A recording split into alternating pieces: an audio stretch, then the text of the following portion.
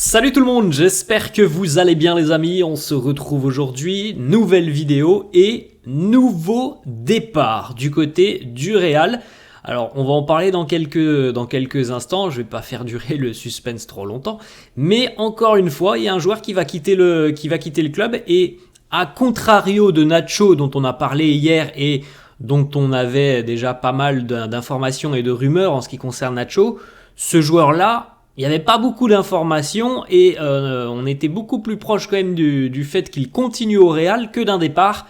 Bon, la tendance elle s'est inversée, tout a visiblement changé. Il va quitter le club, ça devrait être officialisé dans les toutes prochaines heures. On démarre tout de même les amis, l'anniversaire de David Alaba, c'était hier, on lui souhaite aujourd'hui 32 ans pour le défenseur autrichien.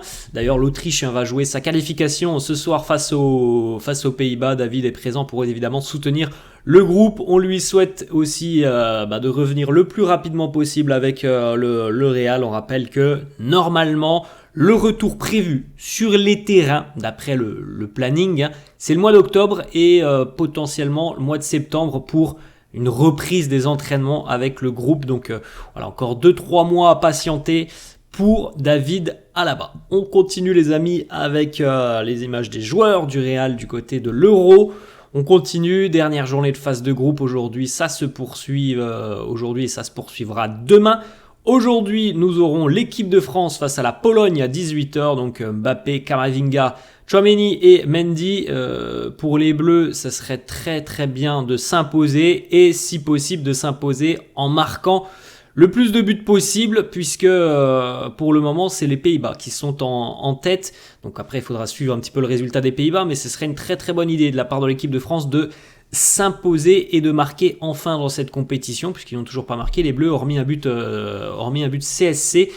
Pour rappel, la Pologne est déjà éliminée. Donc normalement sur le papier, on devrait quand même avoir un match somme toute déséquilibré. L'Angleterre aussi jouera ce soir. Ça sera par contre à 21h pour les Anglais qui eux aussi vont jouer leur qualification face à la Slovénie. C'est pas facile parce que les Slovènes aussi jouent leur qualification.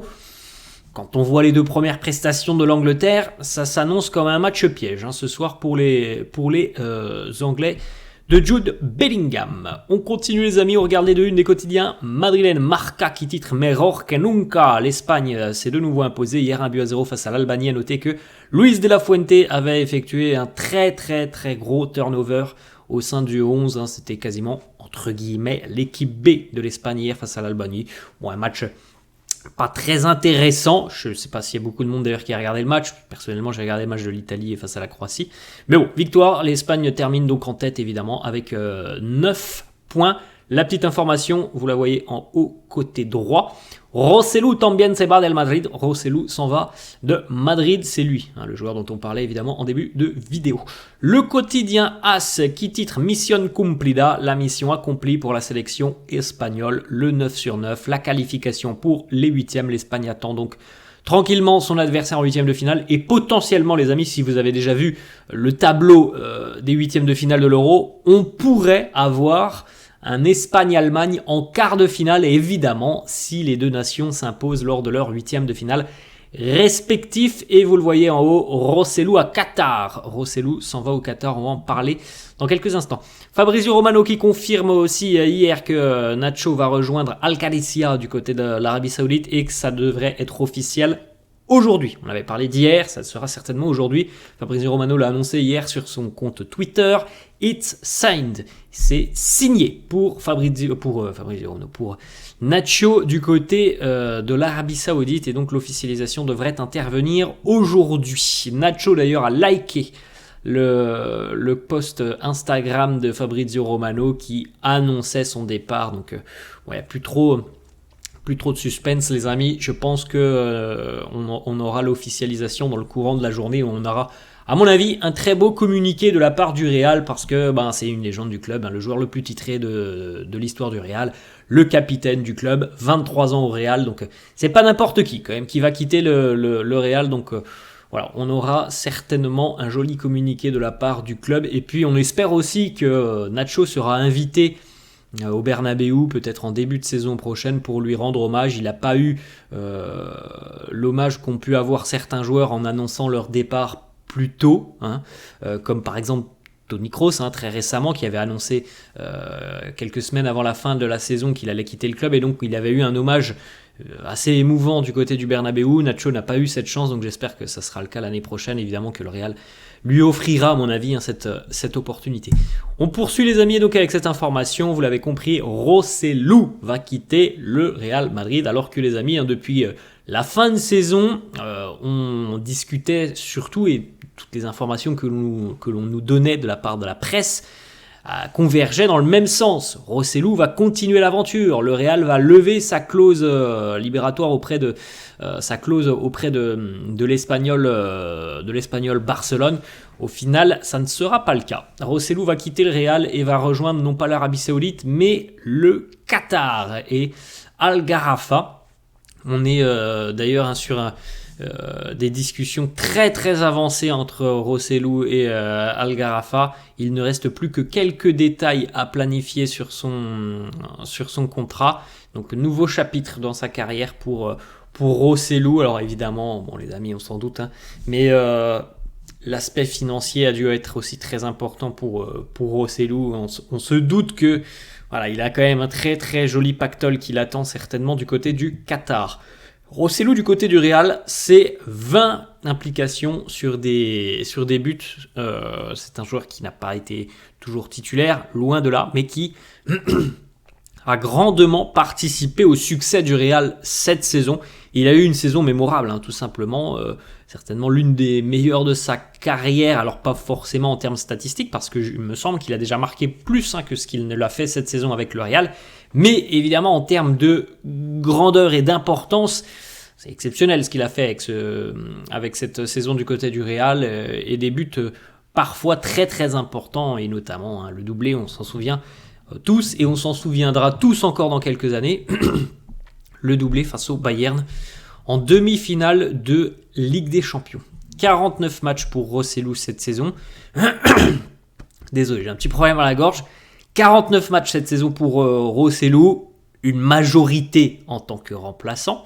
17 buts, 3 passes décisives. Ça, c'est quand même des statistiques très impressionnantes. Ça a été peut-être le prêt le plus bénéfique et le plus intéressant côté sportif pour le Real. Un joueur qui arrive en prêt, qui va être impliqué sur 20 buts, 17 buts, 3 passes décisives.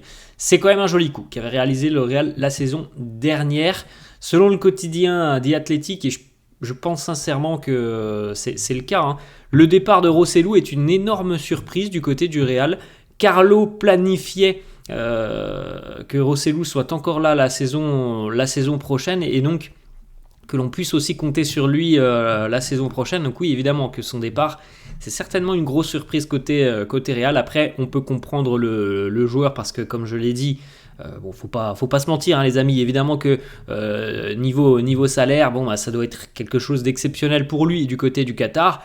Et puis peut-être aussi que c'est rentré quand même en ligne dans sa décision. Mais l'arrivée de Mbappé et d'Hendrick aurait certainement influé sur le temps de jeu de Rosselló. Donc il a certainement aussi pris sa décision par rapport à ça. Et on peut comprendre qu'il souhaite rejoindre le Qatar. Et puis avoir un très joli et très très très joli chèque à mon avis. On enchaîne les amis avec une petite information. Le Real qui travaille main dans la main avec l'Espagnol. Donc l'Espagnol est quand même le club qui est propriétaire de Rosselló. Donc le Real va vraisemblablement lever la petite clause d'1,5 million d'euros pour qu'il soit revendu au même prix du côté du club qatari d'Al Gharafa. Et au final, les 1,5 million d'euros, même si normalement ils sont pour le Real, ils iront dans la poche de l'Espagnol Barcelone. Voilà, c'est ce qu'il se dit à l'heure actuelle. On veut faciliter son départ faciliter les amis, c'est pas pour dire voilà, full camp, c'est pas du tout ça, c'est simplement aussi pour voilà, l'aider dans son départ du côté du Qatar. On va faciliter les discussions, les négociations entre les trois clubs, l'Espagnol, El Garafa et le Real, faciliter parce que voilà, il faut surtout saluer ce qu'a fait Rossellou tout au long de la saison. On peut le remercier, je pense que du côté de Madrid, on le remercie énormément et voilà, on lui souhaite plein de bonnes choses dans sa nouvelle aventure du côté du Qatar.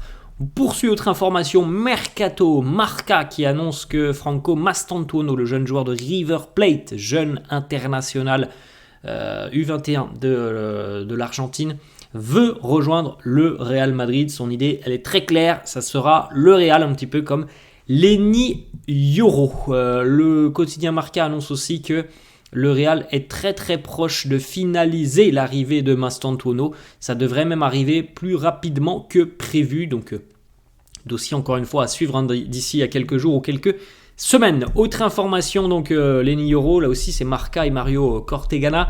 Leny Yoro a informé Lille, le Paris Saint-Germain, Liverpool, Manchester United et le Real que la seule option pour lui, la seule idée qu'il avait en tête, c'était de rejoindre le Real Madrid. Donc il a de nouveau fermé les portes à toute autre proposition.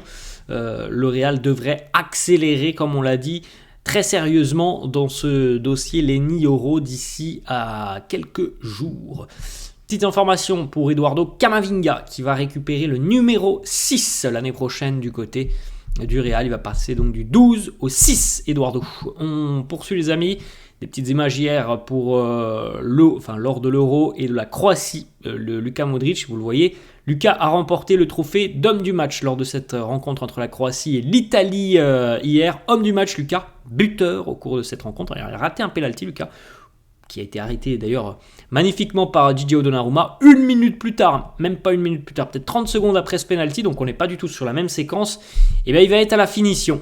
Luka devant Gigi Donnarumma, malheureusement ça ne suffira pas pour la Croatie qui s'est fait rejoindre à la 98e minute. Les Croates sont quasiment éliminés, il faudrait un concours de circonstances assez dingue. La qualification de la Croatie, il y a encore un infime espoir, elle dépend de 4 résultats.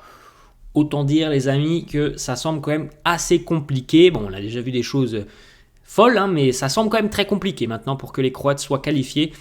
Hier, la petite interview. Lucas, tu es devenu le plus vieux buteur de l'histoire d'un Euro. La réponse de Lucas, ça ne m'importe pas. Si ça ne permet pas d'aider l'équipe, c'est une soirée vraiment triste pour nous. Faut se rappeler les amis quand même que la Croatie se fait rejoindre hier à la 98e. Il y avait 8 minutes de temps additionnel. Donc ça fait un peu mal. Et le match auparavant, face à l'Albanie, c'était 96e, je crois, que les Albanais avaient égalisé. Donc c'est sûr que la fin, certainement la fin de cet Euro pour la Croatie, ça fait mal quand même. Les deux fins de match là qui sont hyper douloureuses. Les petites images de Luka, bon, évidemment, l'énorme frustration, l'énorme déception pour les Croates hier face à l'Italie, parce que tu pensais tenir ce 1-0 qui allait te qualifier. Et malheureusement pour la Croatie, la dernière occasion au côté italien, et surtout le fait qu'on ait laissé encore une fois des espaces dans la défense, et ça a fait mal aux Croates. Regardez l'image de Luka qui était sur le banc de touche quand l'Italie a égalisé. Vous le voyez, il est évidemment très très très déçu, très frustré. Le Brésil entrait en lice cette nuit lors de la Copa América, une entrée en lice décevante pour les Auriverde. Brésil-Costa Rica cette nuit 0-0, alors domination évidemment brésilienne, pas forcément de surprise. Mais en termes d'occasion franche, ça reste quand même un peu moyen ce qu'a proposé le Brésil. Alors il y a eu un but annulé qui semble un petit peu litigieux, mais malgré tout, c'était quand même offensivement pas exceptionnel ce qu'a proposé le Brésil. Rodrigo et Militao ont joué l'intégralité de la rencontre. Vinicius a joué 71 minutes. Hendrick a joué 19 minutes. On termine les amis avec cette petite carte du championnat espagnol pour la saison à venir, la carte donc de la saison 2024-2025. Vous pouvez faire un petit arrêt sur image si ça vous intéresse de découvrir un petit peu la géographie des clubs espagnols et où auront lieu les déplacements du Real. À noter qu'il y a notamment les Baléares avec Majorque et les Canaries aussi avec Las Palmas. Voilà les amis, la fin de cette vidéo. J'espère que ça vous a plu. N'hésitez pas à lâcher un petit pouce bleu. N'hésitez pas non plus à vous abonner à la chaîne. Et pour ceux que ça intéresse, n'hésitez pas à me rejoindre sur TikTok. Voilà les amis, je vous laisse et je vous souhaite une bonne journée. Ciao!